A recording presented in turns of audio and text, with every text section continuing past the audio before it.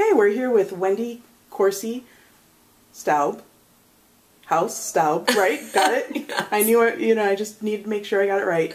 And you have Nightwatchers coming out in August. Yes. So, and which is followed immediately almost in September by Sleepwalker, followed by Shadow Killer. So what is this? Yes, this is a new trilogy. It is my second ever adult suspense trilogy.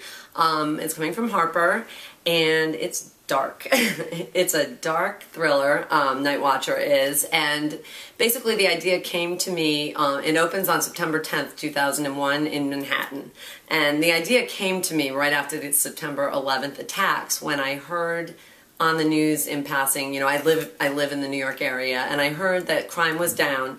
And for the first time, it was like unprecedented that people were being really good to each other and all crime was down. And the other thing that was striking about it was that the city was in chaos. Their communications were down, the cops were preoccupied. And at the time, I write books about serial killers and murderers, and it occurred to me that if somebody wanted to do something, that would be a really good time to do it. If somebody also were teetering on the edge of sanity, somebody who lived in New York, maybe it would take just a little nudge to push them over the brink into madness, that would do it, certainly, because a lot of people had problems after that.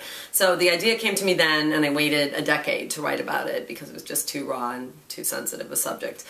So that's the first book. The premise is that our heroine, Allison, has made a fresh start in New York. She lives in Lower Manhattan, and she has nowhere else to go after the attacks. She's sort of stranded. Everybody else clears out of the building except one other person, and she's kind of a sitting duck there. And the phones are down. Somebody decides to, an opportunistic serial killer decides to strike, and she's the only witness to the first murder, the only person who can identify the killer.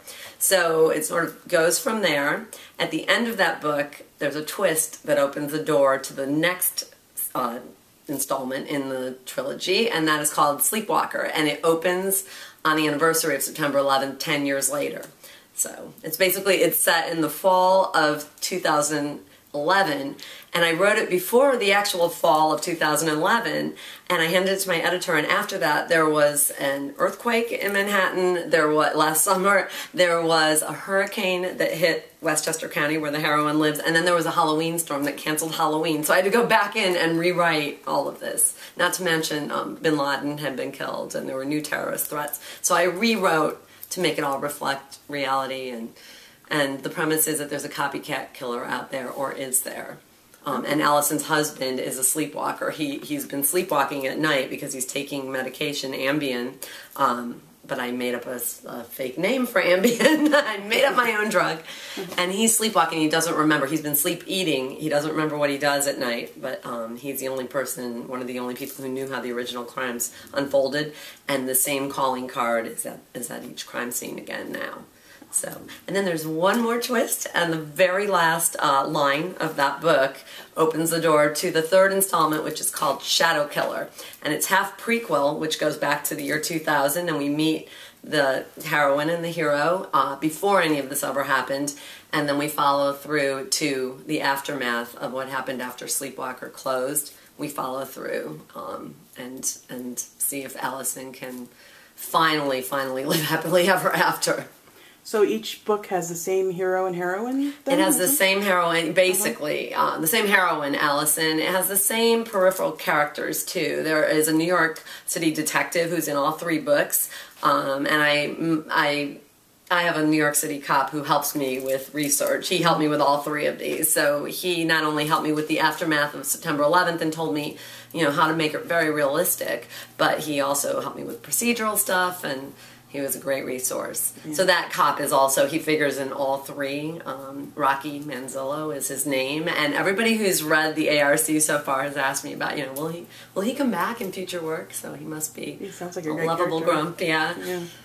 So, so have you ever created a villain that totally creeped you out? No. That's a really good question. That's probably a really bad answer. I'm sorry. But to be honest, I'm a control freak, and when I create them, they can't scare me because I'm in control. I'm in charge of what they do. They can't come after me. So when people tell me that my books scare them, my books don't scare me, my characters don't scare me, other people's characters scare me because I don't know what they're going to do next. But when I'm in charge, I can control that. Good and job. fear to me is the unknown. So, oh, definitely. You know, that is what scares me more than anything. Yeah, I get that. So you have Dearly Beloved from 1996. This came out today, which is, by the way, July 24th. Yeah. Since this isn't going to air today, we should probably clear that up. Yeah. And that's out on Kindle. Yeah, it's out on Kindle, Nook. It's an iBook. It's out there on all e-readers. You can buy it now for the first time. It was my first adult thriller ever. I wrote it in 1996. So it's always been out there as a print book, but my first 6 thrillers were not ebooks until now. They're about to become. Harper picked up those rights and they're going to release them all, those first 6 early thrillers, in the next, I think, between now and next May or June. They should be one every other month or so. Congratulations. Thank you. Thank you. So since you haven't read it, do you still remember vaguely what it's about? Reread it. Yeah, I remember the premise. And of course, you know, it's funny because sometimes people who have just finished reading something that I wrote will ask me about a character, you know, when she did this, or who is she really, you know, they'll ask something very specific. And if I wrote it 10 years ago, it's sort of like a fuzzy conversation I once had. It's so embarrassing. Yeah. So I remember the premise, and I remember, I think, the 3 heroines' names, but beyond that, you know, I mean, I know there's a twist in there that just came back to me when someone reviewed it. You know, I was like, oh yeah, that was a good twist. I forgot they did that. Oh, that happens to me too. Not fresh. Oh, good. Yeah, people ask me about earlier books, like, well, what was your character thinking when blah, blah, blah? And I'm like, I don't know, that was like 5 years ago. I don't... Yeah, it's funny because it's so fresh in their mind. Right. Yeah. I don't remember what I was thinking, you know, 6 weeks ago. Yeah, no. Or maybe even or yesterday. I have jet lag right now. Yeah. So, you also write under Wendy Markham. Yep. Those older titles are now coming out on Kindle too, right? Yeah, I just found out one of those books, A Love Suburban Style, is going to be available now as an ebook reissue, and some of them already are. I wrote the Slightly series for Harlequin, and those are available as ebooks. And some of those others that I did, they were chick lit back in the day. I don't know that we would brand them that way now, but yeah, Love Suburban Style is a book that I wrote for it was Warner Forever at the time, but Hachette is reissuing it now, so it'll be interesting to see. It's coming in the fall.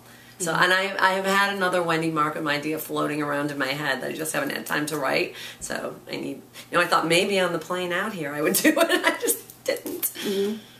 Great. And then you have a ton of stuff being reissued. Lullaby and Goodnight is coming out in November. Yes, that's another early thriller. That's coming out again as a print book with all new cover art, which I will be unveiling on my website too soon. So that was also exciting. That was an early one. Cool. Yeah. Okay. Was there anything you'd like to add, or? I always write back to readers. That's just one thing. I just value every piece of correspondence I get, and I know I have a stack of them in my inbox right now, but if readers want to email me, they can find a way through my website, and I have a very active Facebook page. I've become friends with readers through the year. Also, I'm doing a 50-state book tour.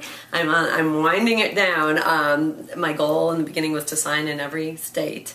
So keep an eye on my website because new dates are going up, and I should be touring into the fall with a new book. Oh, that's great. And into next year. Very cool. Hawaii, the grand finale.